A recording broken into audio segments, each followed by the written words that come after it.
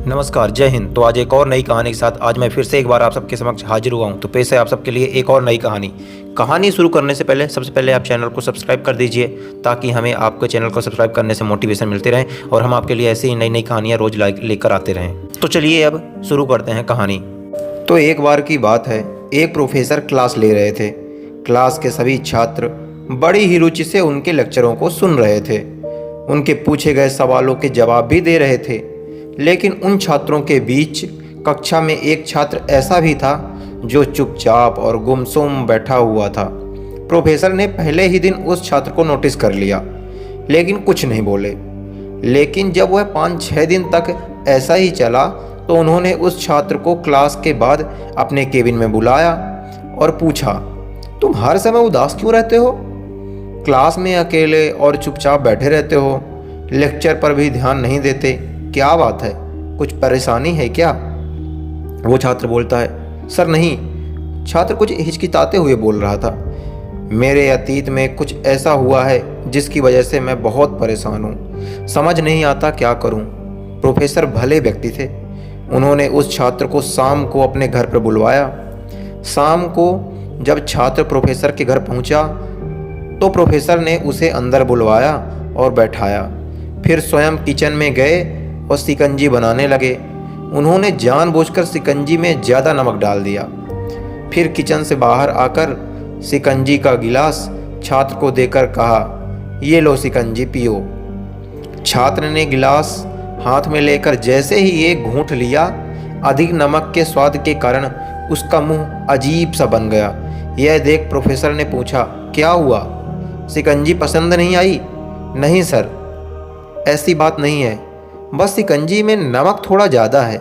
छात्र बोला, अरे अब तो ये बेकार हो गया, लाओ गिलास मुझे दो, मैं इसे फेंक देता हूँ।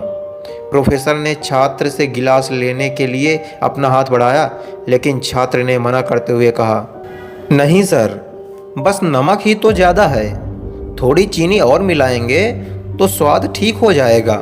यह बात सुनकर प्रोफेसर गंभीर हो गए और बोले, सही कहा तुमने, अब इसे समझ भी जाओ। ये शिकंजी तुम्हारी जिंदगी है, यही समझो। इसमें घुला अधिक नमक तुम्हारे अतीत के बुरे अनुभव हैं। जैसे नमक को शिकंजी से बाहर नहीं निकाल सकते हैं, वैसे ही उन बुरे अनुभवों को भी जीवन से अलग नहीं कर सकते। वे बुरे अनुभव भी जीवन का हिस्सा ही है। लेकिन जिस तरह हम चीनी घोलकर शिकंजी का स्वाद बदल सकते हैं, वैसे ही बुरे अनुभवों को भुलाने के लिए जीवन में मिठास तो घोलनी ही पड़ेगी ना। इसलिए मैं चाहता हूँ कि तुम अब अपने जीवन में मिठास घोलो। प्रोफेसर की बात छात्र को समझ आ गई और उसने निश्चय किया कि अब वह अतीत और बीते हुए चीज़ों को लेकर के परेशान नहीं होगा, बीती बातों को याद नहीं करेगा और अब लाइफ में आगे बढ़ने की कोशिश करेगा। तो दोस्तों, हम इस कहानी से यह सीखते हैं कि जीवन में अक्सर हम अतीत की बुरी आदतों और अनुभवों को याद कर दुखी रहते हैं हमेशा। इस तरह हम अपने वर्तमान पर ध्यान नहीं दे पाते और कहीं ना कहीं अपना भविष्य को बिगाड़ लेते हैं। जो हो चुका उसे सुधारा तो जा नहीं सकता, लेकिन हाँ, कम से कम उसे भुलाया तो जा सकता है। और उन्हें भुलाने के लिए नई मीठी यादें हमें आज बनानी होंगी।